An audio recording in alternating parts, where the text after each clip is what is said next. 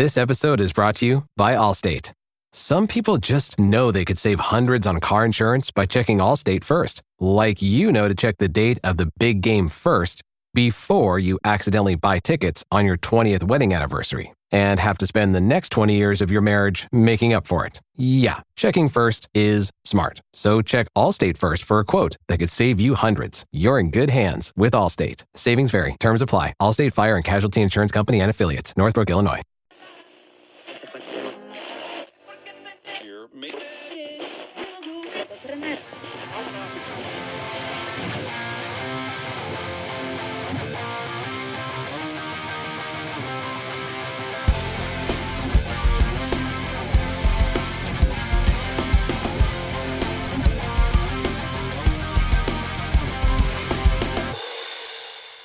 Hello, welcome to episode 67 of It's Only a Game podcast. This episode's going to be voice notes from myself. My name's Greg, Rochdale fan of the last 28-ish years. Obviously, if long-time listeners will know who I am. And Jimmy Driver, who's also been a Everton fan most of his life. So yeah, these are going to be voice notes from myself and Jim. All kinds of topics. We're going to go all kinds of different routes, different directions. I don't know where we're going to go, but here we are. Just a side note before we get started with everything, or kick off, we could say, happy 4th anniversary to It's Only a Game podcast. 4 years we've been doing this podcast. Myself, Jimmy and Matt and Deck, one way or another. Wow, 4 years, it seems... doesn't seem that long ago, but I think some strange statistic that Jimmy noticed a couple of months ago that all of our teams have progressively got worse in that 4 years. So are we to blame? We could be. Rochdale obviously now in what you could call non-league, as I call it, the conference. I think when we started the podcast, we were in League One with Keith Hill. And now look where we are now. And Everton they were, you could say, better than they are at the moment. Things are looking up slightly with David Moyes. I say slightly, they've won quite a few on the bounce, I should say. But yeah, I think we got progressively worse during this 4 year span. You could blame us if you wanted to. It could be our fault, could be my fault, could be Jimmy's fault. Is it Deck's fault or is it Matt's? We don't know. Tranmere, obviously, we touched on Tranmere with Deck being part of our squad, you could say. I don't think Tranmere have got any better in that 4 years either. So maybe it is the four of us to blame, one of us. So yeah, we're in the middle of February 2025, and I'll start off the podcast just a few minutes from myself. I'm going to dive into a little bit about Rochdale just for a few minutes, and I'm going to pass it over to Jim. He'll have quite a lot to say about Everton, Tranmere, and I think he wants to touch on a little bit about Man United. So we will be going in a lot of different directions in this podcast, as I've just mentioned. But yeah, let's start with Rochdale. We're 2 places behind in the playoffs. We are ninth. We are ninth on 44 points. But we're quite a few points away from actually getting into the playoffs now, unfortunately, because we've had quite a few games postponed or pushed back. Say a month ago, you could say, because of, I don't even really want to get into that, but the calling games off for not for a crap reason, really, because it's raining, it's not raining. It's how we gone about that was disgraceful, really, to Boston United and the fans, how they travelled to the Rochdale-Boston game, and then like an hour before kickoff or an hour and a half before kickoff, it got called off. Do you know, it's not easy being a football fan.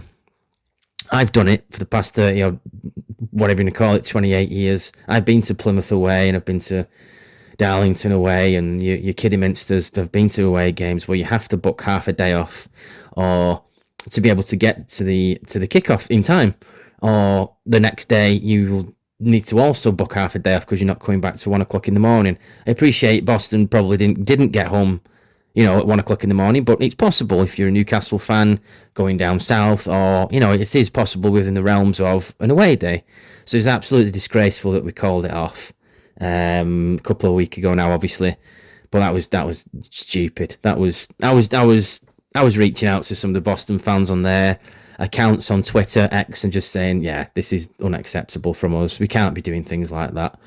I get it that we can't predict the weather, but what we've been doing for the past 30 years, surely we've managed in terms of what would you call the pitch covers? We've managed before, so why is it that in 2025 we have more technology on our hands? And, you know, looking back over the past years, even when we were skint, we didn't have money, we managed to do it. Surely we've done it before, and we've predicted, oh, it might rain, it might not, let's put the pitch covers down, or something along those lines. So that was ridiculous. I'm not having anything about we did our best and we've done our most. Well, we've done our best, and we obviously didn't, because that game should have gone ahead.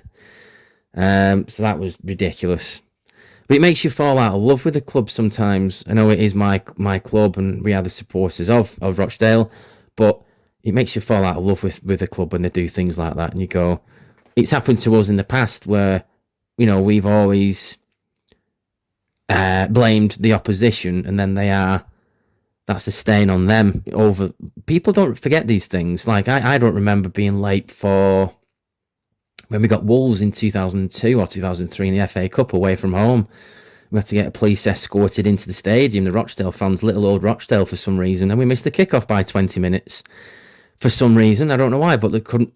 How that was any different for Wolves, Wolverhampton Wanderers, and the police and the stewards, how that's any different having Rochdale fans there than Man United fans or Ipswich fans, whatever, how that's any different.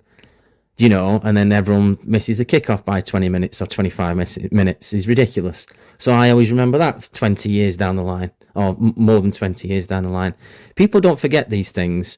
Boston United won't remember, you know, they won't forget, I should say, that this has happened, that they've had to come to set off to Rochdale for 2 individual games, I think were called off, one and then the other. They won't forget that. They'll remember that for 20 years or more. Because that's what Rochdale do. We don't forget these crap organisation skills from other clubs. And there's more, obviously. There's going to be more where, I don't know, maybe fans got kicked out of Rushden Diamonds in the playoffs or something 20 years ago for Rochdale. People don't forget these things. But yeah, that's a mini rant about that, which I wasn't too happy about at all. You know, we're supposed to be a professional football club. Granted, we're in non-league. Just put the covers down if you think it might rain. Just put the covers down. So, you know, even ask the fans if we're struggling. You know, there's plenty of fans out there that'd help. If I lived locally, I would help and I would put it down. Admittedly, I don't. But yeah, that was my rant. So we're 9th in the playoffs. No, sorry. We are 9th, not in the playoffs. We were in the playoffs. But because of a congestion of the backlog of games that we now have to play, we dropped down the division a little bit. But we need to be winning these games. And I don't really tune in or watch as much as I used to because of life commitments and different things like that. But I hope to get to a game by the end of the season. That's what I'm marking for. Get to see Ian Henderson before he fully retires. And all the other players, of course. But I'm in a Rochdale group chat, and they're all annoyed by different aspects of what's going on at the club and why we can't just be cracking on, really. We play Halifax tomorrow night away from home. One of our historical rivals. I know you obviously Bury are in there and what have you in terms of historical rivals, but Halifax has always been in there for me as well. We need to be beating Halifax just to keep it somehow in, if we can, in touching distance of the playoffs. You know, it's all very well having games in hand or backlog of games, but they're no use to anybody unless you're getting results, really. I don't know, some fans in the past have obviously, I don't know, from other clubs rubbed their hands and go, yeah, but we've got 2 games in hand on whoever. It's no good unless you're winning. You know, you've got to be winning those games to be catching up. And it's up to, you know, we're good. What is it? We've got to be more than 5 points away from the playoffs, but we've got to be kicking on now. I know, like, we played Ebbsfleet, sorry. And I think it was 0-0. And they're a team that aren't doing anything in our division. I think they only won 2 or 3 all season. So they're a team that we should be putting away. And I get tired of the excuses from Jim McNulty about we need to respect the point and respect the draw and we need to respect the opposition. Yes, we do need to respect the opposition. That's fine. Because I'm sure Alex Ferguson would have respected Wenger or whatever. That's fine. I understand that. but let's just aim a bit higher. This team that we were playing, they weren't doing anything. They weren't ripping up any trees in the conference. They weren't top of the pops like York City were. Do you know, let's try and get at them and win like we did with Yeovil. We beat them 4-0 about 5 weeks ago. I know, I appreciate that you can't win 4 or 5-0 every week, but let's show a bit more, sort of determination. And I don't know, it lacks a bit of oomph sometimes at Rochdale in terms of, we know we can do it. We know we can smash teams 4-0. And there's no teams in this division. There might be 3 that are quite good, or not quite good, but good, So everybody else, why can't we be going for it against these teams that are winning 2 and 3 a full season so far, I should say, actually. So I don't know why we can't just be going for it and be on the front foot a little bit. We know we're capable of doing it. But then it all gets a little bit lost in the wash with McNulty, and a little bit respect this, and we need to respect such a body, and they've got such a thing. And I think even about transfers and stuff, it's like you can't be looking at opposition transfers and going, it's because of that, or I don't know, it gets a little bit washed with Jim in terms of what is an issue for not getting the results or not being able to kick on. And I get it, we're not City, Liverpool, Arsenal, whatever. I get that, and I understand. I know the DNA of Rochdale, and we are not historically a successful club. But you can't keep looking backwards. You've got to go forwards, haven't you? You've got to keep going forwards with these opportunities. They're only going to stack up now because of the backlog of games are really going to stack up.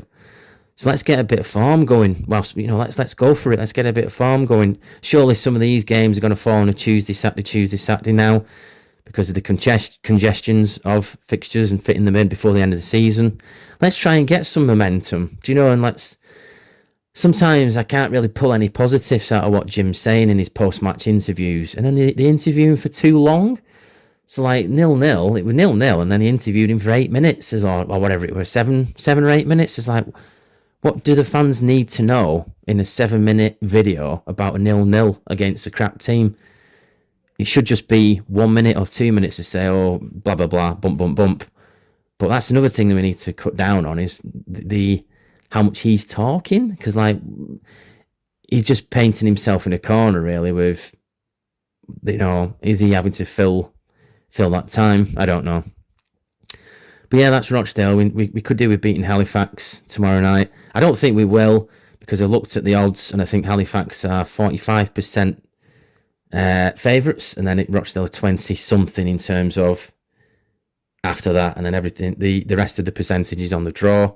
But I don't know why we can't just go for these teams. It's not like, I don't know, it's not like when we were in League One and we were trying to get something from a Sunderland game or a Blackburn game or playing Bolton, and where you're up against it.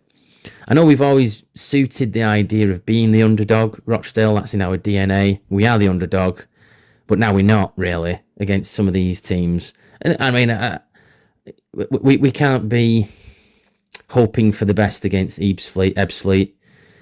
We want to be getting stuck into them. And that's with respect to the teams in our division, really. I get it. There's historical EFL teams in there, like York.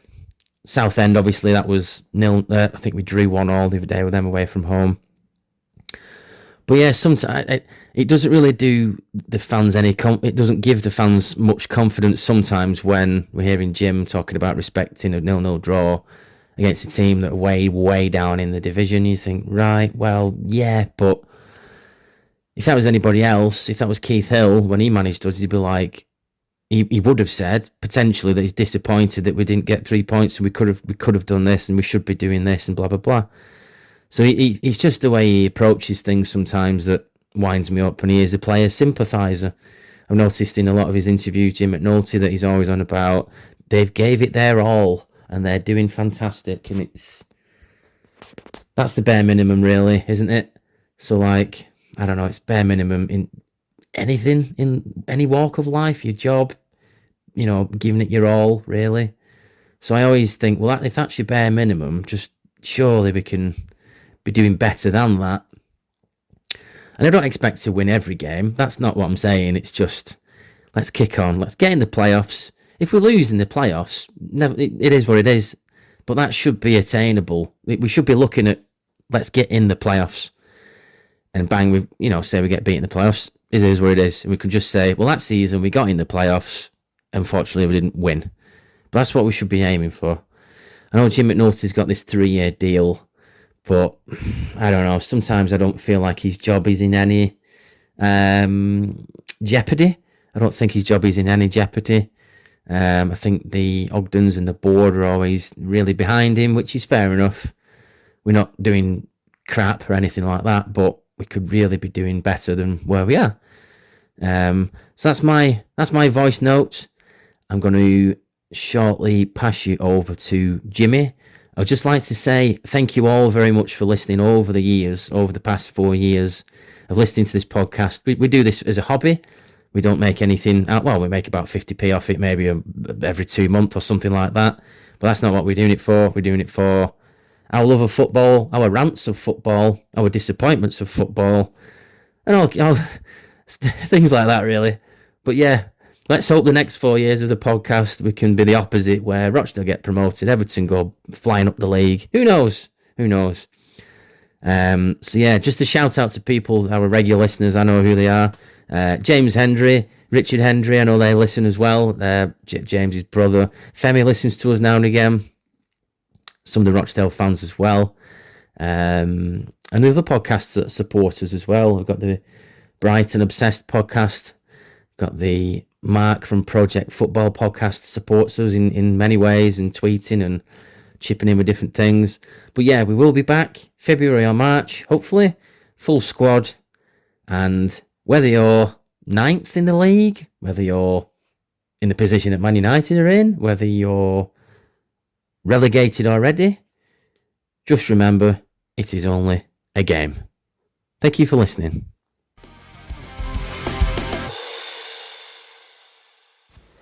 Hello everyone, this is Jimmy from It's Only a Game, and first off, a happy 4-year anniversary to this podcast. Obviously, those of you that have been listening from the very first start may remember Matt Gregg and I beginning the Men in Blue podcast in February 2021 during the dark days of lockdown and lockdown football.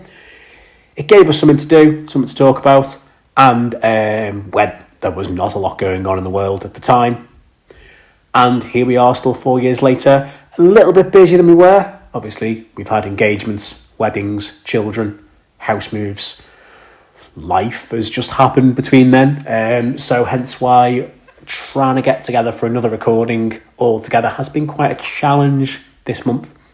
For one reason or another, we are going to give you some sort of content, some sort of voice note content, as I'm doing right now. The day is currently the 17th of February, 2025, just for clarification. It's a Monday morning. And just a little recap of, I guess, it's difficult. I don't want to make it purely about Everton as an Evertonian, but there has been a lot of discussion around the club,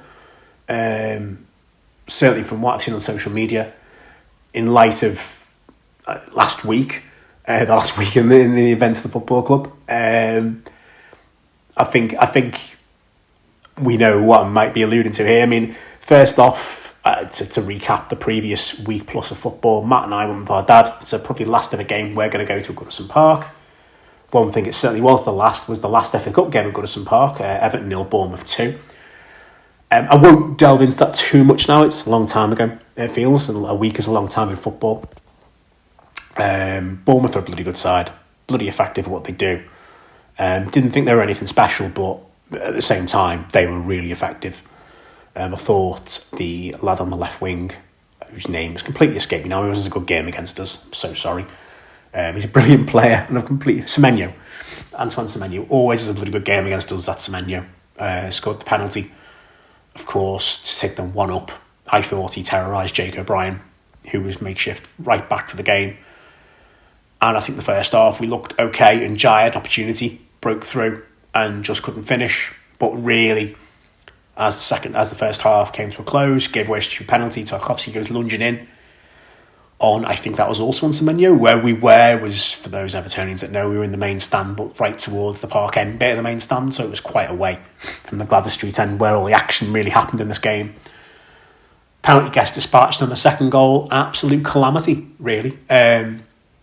Pickford rolls the ball out and the defence just don't know what to do with it. Ends up bundling through to Daniel Jefferson, who some of us with memories might remember during the lockdown season of 2021. He came through Sheffield United and scored a goal then. He must have been about 12 when he came through Sheffield United.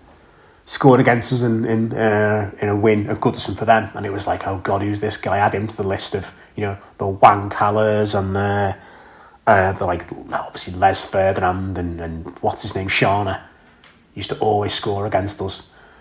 It's just one of those, we're like, bloody hell. He's done it again. The junior Stanislas's of this world always have a good game against us. Jefferson scores the second, an absolute calamity of a goal, and we can't recover from that. Second half, played really well, I will say. Hit the bar or post 3 times. Alcaraz looked handy when he came on for his debut. Harrison looked better, which is something for me to say because I don't rate him. And it was just, on another day we could have pulled that round 3-2, or another day we'd have maybe won that 2-1 or whatever. On another day we would have won that. But both took the chances first half. We couldn't recover. It was too big a mountain to climb in the second half, and the ball just wouldn't go in. So that was that. I think, though, that the main thing that I think you're going to want to hear, if you want to hear from an Evertonian at all, is probably about not so much the Merseyside derby, we know what happened there, but I think more the perception that's gone around the celebrations at the end of the game.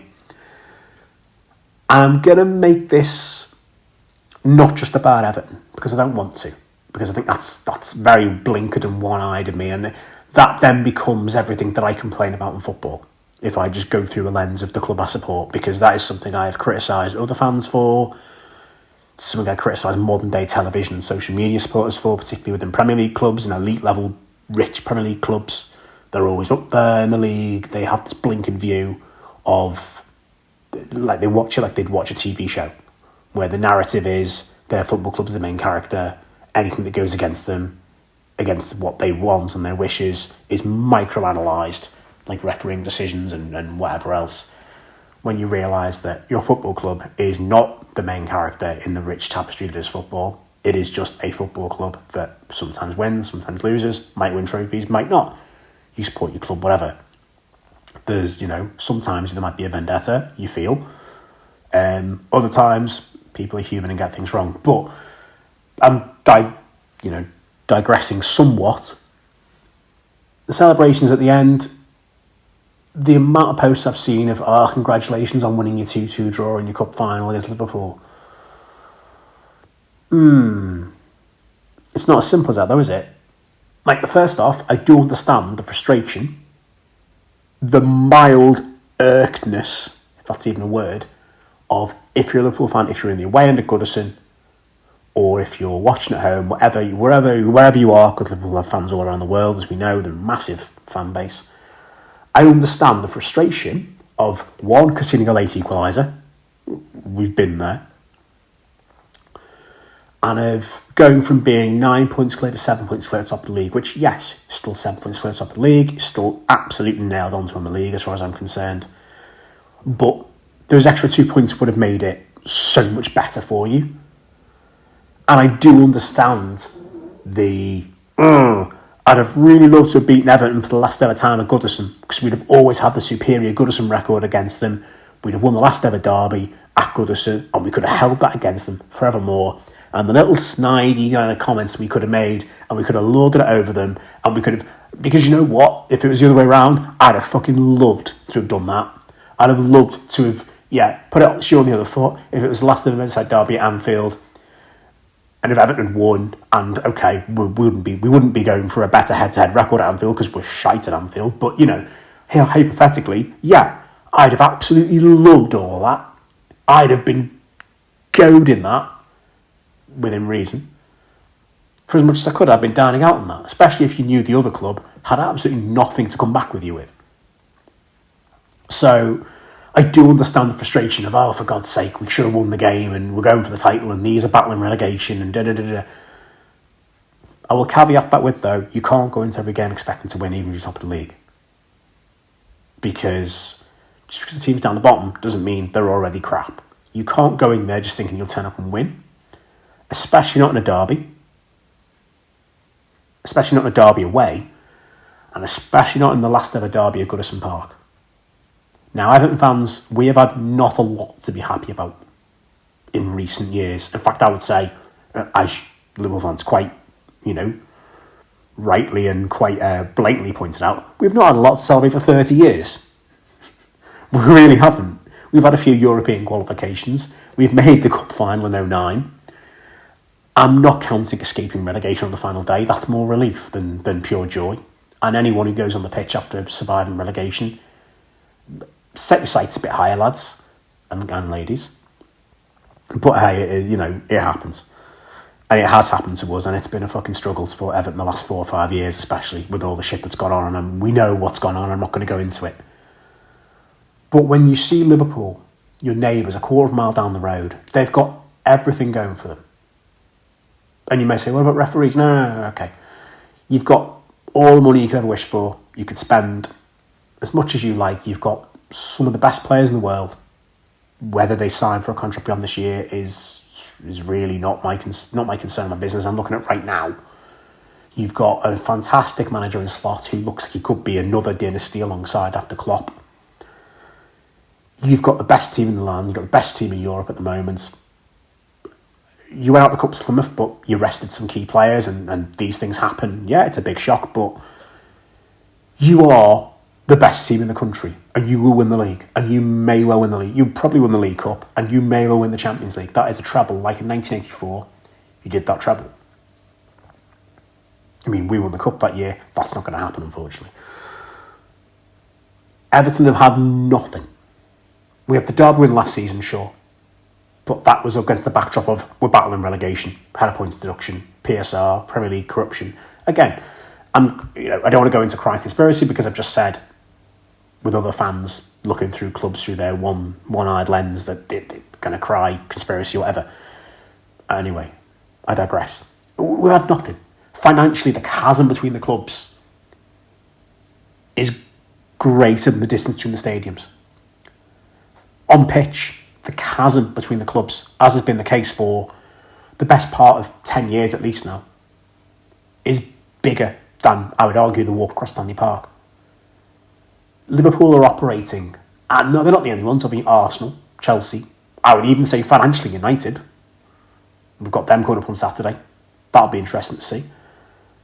There are a handful of clubs in this country that are operating on a different stratosphere to the rest of the league. That we can get a club like Forest, who've had their issues, as we know, up there. The Bournemouth are doing what they're doing is fantastic. But big names like Newcastle and Aston Villa making cup finals, challenging in Europe, potentially breaking trophy droughts. That's what I want to see, because even massive clubs like Aston Villa and Newcastle are operating in a completely different financial stratosphere to 5 or 6 clubs in this league.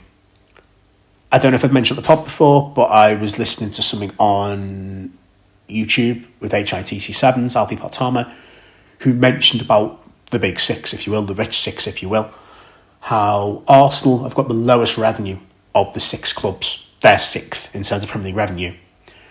Newcastle are 7th in Premier League revenue, but their revenue is closer to the top end of the Championship, the Leeds of the world, the Sheffield Uniteds and the Burnleys of the world, than it is to Arsenal. That is the extent to which those 6 clubs are financially ring-fenced and protected because of Sky, TV, global money, TV fans, whatever, compared to the rest of the division. It's not to say we've seen Bournemouth, Fulham, we've seen Brighton in recent years, we've seen obviously Villa, Newcastle, we've seen clubs break that cartel, if you will, up. But Everton, whilst you may share a same postcode, in the last 10, 15 years, we've not shared a lot else from Liverpool. We've gone from being the Atletico Madrid of the city to Espanyol. Now, anyone who knows anything about Spanish football will kind of get what I mean with that.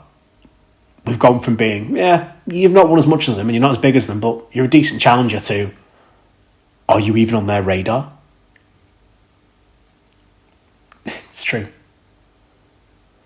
And for us to have got a late equaliser in a game where at 2-1, I thought that's done. I think we all thought it was done. Fans were leaving the ground thinking we've lost the last ever game at Goodison Park and the last ever derby, I should stress. Obviously, it's only worth the same amount of points. But when you've had all that against you, and I think if you're on Merseyside and you're a Blue, you feel the weight of just being... I hate the term always in our shadow because it's a one that is used to look down on Blues, and Reds do look down on Blues. They do make fun of them. Reds will think themselves as better people because they support a club that's successful in Europe, whereas Everton aren't even successful in Everton. But at the end of the day, on a human level, we're all the same. We're all just people. We're all just football fans. We just wear a different colour scarf to the game. And in that moment, it was a combination of all the things, and the fact that centre-half scored a bloody volley. I mean, come on. To say, you know what? On this occasion, we are equal. It may be at our ground, the last one of these big derbies at our stadium. But in this moment, we are equal with you. You are top. You've got everything going for you. You are obviously unbelievable. And the truth of the matter is, Everton have been dog shit most of this season. We've been utterly dog shit. So, we won 3 games between August and January under Sean Dyche. By no right should we have got anything off that game on paper. With the injuries that we have, Njai went out injured, Calvert-Lewin's out, McNeil's out, we're missing some big players for the team. It is like, I'm not suggesting that other teams, I'm not suggesting Liverpool don't have injuries, of course they do. But when you just think, we've got no right to do this. We've got no right to get a result against our most heated and hated neighbours because they are just so far ahead of where we are now. It is ridiculous. Like, I've never known the gap to be this big. They've more often not been better than us, but I've never known the gap to be as big as it's been the last few years. Where they've been challenging for the Premier League and the European Cup, and we've been just about surviving relegation with 3-4 weeks to go at best. And our hope is that we can narrow that gap in time. But yeah, so that explains the euphoria. And I think, saying, you drew 2-2 in your cup final, congratulations on winning, you drew 2-2 in the Liverpool trophy, what a trophy for the Blues. No, we know it's not a fucking trophy, we're not soft. But why can't we take joy out of moments? I defy any club. At Tottenham, for example, now this is a bit of a reference that I remember at the time being confused about, but I get it now, that Tottenham played Arsenal in 2004 at White Hart Lane, the old White Hart Lane, and I think Arsenal went 2-0 up. They had to draw to win the league at White Hart Lane because of the Invincible season. They went 2 up, and I think Spurs scored a late penalty to draw 2-2, and Spurs fans went mad. And I remember thinking, but 1, Spurs haven't won the game, and 2, Arsenal are still champions because they've drawn. Which Arsenal in the end did get to go and celebrate with the Arsenal fans in the way, but then I remember someone saying to me, but they've just avoided defeat to their biggest rivals. And Spurs were down there that season. They were battling relegation in 2004, which seems mad to think now, doesn't it? Well, maybe not so much this season, but the idea of Spurs being the massive club they are. But at the time, it was like, Spurs are just the other club in North London. Arsenal, the big ones. So I think sometimes it is as simple as you don't want your colleague, your family member, your next door neighbour to lord it over you until the next game. And on that, we know we're going to Anfield and getting shafted, by the way. We know people go, wait to come to Anfield. Yeah, we always lose at Anfield. If it's not 4-0, then I'll be shocked. Like, I'm not being funny. If we get a point at Anfield, fucking limbs, which I know is tragic. Oh, it's expected. No, try being in our position for the last 5-6 years. Try doing that, and you begin to understand why we take anything we can get at this point. Because we ain't going to win the big stuff. We ain't even going to get into Europe. We take anything we can get. And I think a lot of football fans can understand in that moment the joy that Evertonians were feeling on the ground and around the world, because the majority of football clubs in this country and fans in this country is a feeling of you take any moment you can get throughout a season. The season's a long slog. You take any joy you can get out of the season because it's going to end in either misery or just indifference for most football clubs. Sadly, there are a select few clubs every year that get the highs of the big games, the big trophies. And they are the ones that have got the most dominant prevailing online opinions, but they're used to just seeing their team at the top all the time, and anything below that is a disaster. For the rest of us, God, we'd love one crack at the Champions League. We'd love to win a League Cup. We'd love to play in the Conference League. And I know there's other fans going, oh, you're entitled. We'd love to just be in the Premier League. Yeah, I get it. Absolutely. It is relative, but I think certain clubs don't know the meaning of genuinely struggling. Only a few, but don't know the meaning of genuinely struggling. And that's what brings me on to like Man United. United fans, what on earth do you do? Hopefully not until after Saturday, but hey ho, it'd be very United for you to come to Goodison and win. I can see the parallels between United and the way in which Everton have been run under Moshiri, where it feels like finally the consequences of your actions from the very highest end of the club are coming home to roost. And it will probably get better. I suspect you probably will finish a lot higher than you are in the league right now, because I think results will improve. But it is almost like, well, you've had years and years of expensive and shoddy recruitment. You've had disastrous leadership from the very top. It runs deeper than just to whichever manager's in the dugout. There is a rotten core to the club. And it shows that despite how big and rich Manchester United are, despite how protected they would be from any PSR violations, I'm not going to go into all that kind of thing, and how they are one of the biggest and most ring-fence clubs in the world in terms of the Premier League kind of wants them up there because they bring eyeballs and money to the product. And if they're doing well and the Premier League makes more money, just saying. But it shows despite that, if you're running a clown show,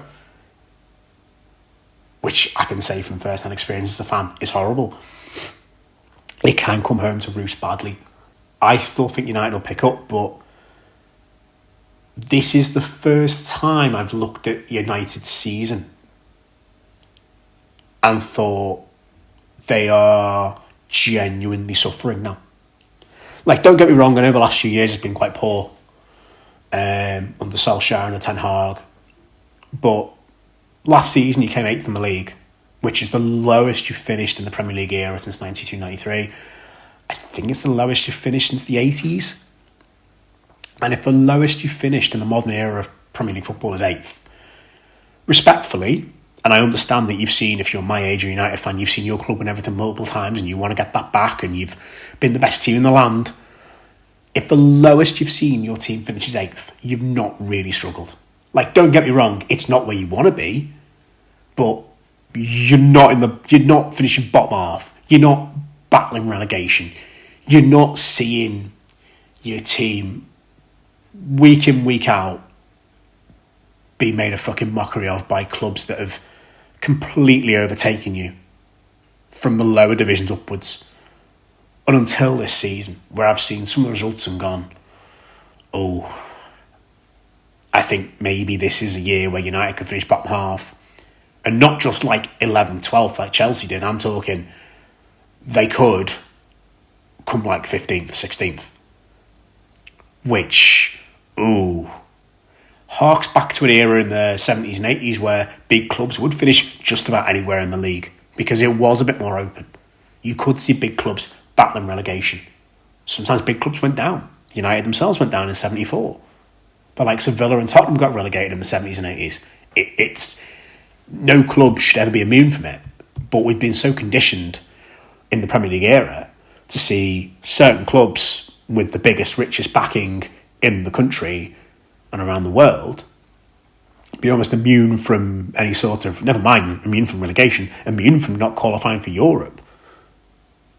You know, seeing a team not qualify for Europe's a massive deal. You know, if United hadn't won the FA Cup, they wouldn't have gotten the Europa League, and people would go, oh my God, United came 8th and they're not in Europe. Well, you won the FA Cup last year, so you can't write it off as a complete disaster. I don't know what needs to be done. I rate Amorim as a manager, but I rated Ten Hag as a manager. I still do. I still think he's a good manager. I know he's had an absolute scattergun, chaotic time at United. The Anthony signing, very indicative of that. I do think this is deeper than just the manager, obviously. And it worries me for United that this will get worse before it gets better. That, like with Everton, where you're surviving on the final day in 2023, which is the only time in sort of the last few years we have taken to the final day, by the way, before people start going, you survive on the final day every year? No, it's not every year. Come on, get it right. I fear for United that it could get much, much worse this season. I mean, obviously, Saturday, I hope it does get worse, but, you know, objectively speaking, whether it gets better or worse is absolutely of no consequence to me as an Evertonian, but I genuinely just, I don't know what's going to happen. They could go on and win a load of games and be battling Europe, battling for 7th, 8th, 6th in the league within a couple of weeks, because it's that tight in mid-table. United could put a few wins together, it clicks. You got the Europa League last 16. You could win the Europa League, be in the Champions League and come 6th quite feasibly this season, which would be, I'm not being funny, a very, very good season for Manchester United. I know the idea of coming 6th and winning the Europa League under Sir Alex would have been like, what the hell went wrong there? But let's be honest, if you win a trophy and come in the top half of the league, I don't care who you are, you've had a good season. I don't care who you are. If you've come in the top half and you won a trophy, that's not a bad season. It's not, maybe not where you want to be, but it's not a bad season. It's just not. You know, you've still won something. So that could happen. United could win the FA Cup yet. Fulham at home will be tough. Fulham, I think Fulham might go there and win, because Fulham are a bloody good side, but it's hard to call. You know, in theory, as things stand, United could still come, like I say, top 6, top 7, top 8, which, okay, 8th, lowest you finished the Premier League era. But if you win the FA Cup and the Europa League, bloody hell. Most fans and most clubs would see that as like a best season in their history. Or certainly the best season in decades.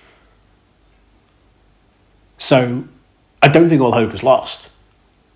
But I think it is dependent on the cups, and it is dependent on, it's obviously dependent on results in the league, but it's dependent on stringing together wins against sides that you feel you ought to be beaten. It's a difficult one with United. It is a difficult one because it's the first season I'm looking at it with this late in the season. I'm going, yeah, United actually are struggling. United actually are in a position where, Christ, at the moment, and I don't think it will stay this way, obviously, but at this moment in time, 17th of February 2025, you're below Everton. And we've been dog shit for about 5 years. And you beat us 4-0 at Old Trafford. We are shite. And yet somehow you are below us, which is quite... that's not me trying to mock, by the way. That is the reality of, oh, yeah, I didn't think United were doing that badly. I thought they were just having a bit of a bad time, but not that badly, until I saw the league table after the Tottenham game yesterday and thought, oh, maybe they are actually that bad this year. Because for as long as I've seen it, I've gone, well, they're still miles ahead of us. We're shit. They're nowhere near being in any danger. They're just going to be mid-table. That's not terrible. It's not amazing, but it's not terrible. Objectively, it's not terrible. Subjectively, maybe mid-table is, but... So I don't know. I don't know what you make of the United situation, and for their sake, for United fans I know are good guys and good people. I hope they can pull it back. Obviously, like I say, as an Evertonian, it absolutely has of no consequence to me how well or not well United do, apart from Saturday. So, but for the sake of the good people I know, the United fans, I hope they can turn it round, because, you know, same with any club. Because every club's got good fans. So every club's got good, honest people to support them. So, but 3 teams at the bottom of the Premier League have to go down every year. Not every team can win the league. Not every team can be in Europe. Not every team can be at the very top all the time. And that's the way it kind of should be. Is that not every team can win every season. And no one team or two teams should just get their own way every single year. Because that's boring. Boring for the rest of us. And yeah, you just hope it's your time for your club to come back again and win something. But that's all us Blues ever hope for. Yeah. But to completely gear shift for the last bit, I'm aware I've been chatting for quite a while now, is to go from the Premier League right down to League Two. And I'm sure Dak will say a lot more about this than I can. And it really does put a perspective on things when you see a club been struggling in the Premier League for the last 4 or 5 years, and you realise that from where I live, I could walk 2 kilometres down the road and go to a football club that would love to be struggling in the Premier League right now, that would give anything to be in Southampton's position of 9 points after however many games right now.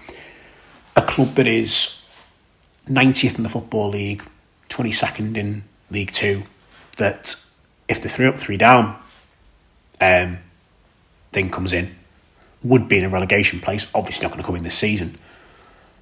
Oh, Tranmere, what are you doing? What is? Well, we know what's going on. If you don't know, the owner's not putting more money in. Can't afford to sack the manager. The manager's clearly not got the players. Clearly not got the players on side. Clearly not got the ability to motivate them. The owner is trying to sell but can't. Where's the attraction in buying a club that's at the bottom end of League Two? For anyone. And the whole club's just rotten and sitting on its hands and doing nothing about it. And it's sleepwalking towards relegation. Now I hear people say, oh, but Carlisle and Morecambe, who are the bottom 2 at the moment, are awful. Carlisle have, had a mad January window, sacked their manager on the last day of the window and brought in Mark Hughes. Morecambe have got their own issues with their owner, who wants to sell, and they've got financial troubles and a real threadbare, cobbled together squad, but Morecambe are getting results. Morecambe have got a bit of spirit about them, and Carlisle, you just don't know with the owners they've got, who put some money in. The players there could turn things around at Carlisle. And it only needs one of them to string some results together. Because Rovers don't look like winning. And they've got Accrington coming up soon of Tranmere. If they don't beat Accrington, then it will be curtains, because one of those two will come out of that relegation zone. And for me at the moment, I know they're not at the bottom 2, but Rovers are my favourites to go down right now. Not because of where they are in the league, because where they are at the moment is not a relegation space, but if you project it forward, they don't look like winning a game. There's nothing that's changed there to make it look like they're capable of getting any results together. And I fear for not just Tranmere, but football on the Wirral, professional football on the Wirral in general, if Rovers lose their Football League status, and I know there'll be Dale fans listening, there'll be other fans listening from other clubs as well, they've dropped down, Oldham, obviously Bury supporters, whoever, and Rovers fans themselves will know, once you go down, oh, it's a bastard to get out that league the right way. And if you've not got the money, and if you've not got the resources, if you've not got the ability to pull in top players for the National League, you get stuck there. You get marooned there. Attendances drop, funding drops, the academy or the youth system gets cut. And it is a disaster. And you end up in a scenario where we've seen the likes of Scunthorpe, Torquay, obviously Chester and Boston are slightly different situations as ex-league clubs, but where you just become part of the fabric and furniture of non-league. And Tranmere Rovers, on a good day, can pull 10,000+ crowds. There's no way that a football club really, and I'm not saying this for any bias, I'd say this about any club that's able to pull in 10,000 crowds. Bristol Rovers, when they were in there, and I look at Oldham now and Southend and big names, I'd argue Rochdale should not be in the non-league. As a club, they should be big enough to sustain themselves at least League 2 level, compared to other clubs in the Football League that are smaller clubs but performing better. But you've got to earn it on the pitch, and it all trickles down from the top, ultimately. And my concern is that not only will it be an issue for, the club, but for players on the Wirral, like young lads wanting to come through. Okay, yeah, you've got Liverpool and Everton, you've got all the big clubs in the area, but there's not going to be a local club. There is a local club, but a local club that can provide a pathway for these young boys and girls to play professional or semi-pro football, whether it be the men or women league, because the club won't be able to afford to keep their youth system open. At what point then, where's your talent coming from? Where are your players coming from? Where's your local heroes that you value so much? And look, I've waffled on for a long time now about all kinds of issues, and I just hope Rovers, for my own personal bias, but I think just for the health of the Football League, it needs the bigger clubs in there. I've always been, and it sounds elitist, I'd like to see the bigger clubs in the higher divisions, whatever level that may be, but also you're aware that football doesn't belong in a kind of, well, we just put the biggest clubs in the biggest divisions and trickle it down from there. We'll just shove Leeds and Sheffield Wednesday in the Premier League, and then we'll just shove Bournemouth, say, in League One because that's kind of their fan base. No, that's not how it works. Obviously not. It's a meritocracy. You've got to earn it on the field. You've got to earn it behind the scenes. And at the moment, the only thing Tranmere are earning now is another relegation back to the non-league, which would be disastrous for the club. Far worse than it was in 2015 when they first went down. Anyway, nice positive note to end it on. I've been going on for over half an hour now, so I can only apologise if you're that far along in the voice note. And thank you so much for listening. We really appreciate your time, your listening, your support. And just remember, whether you're flying high top of the league or you're down the bottom of the Football League or even lower, just remember, it's only a game.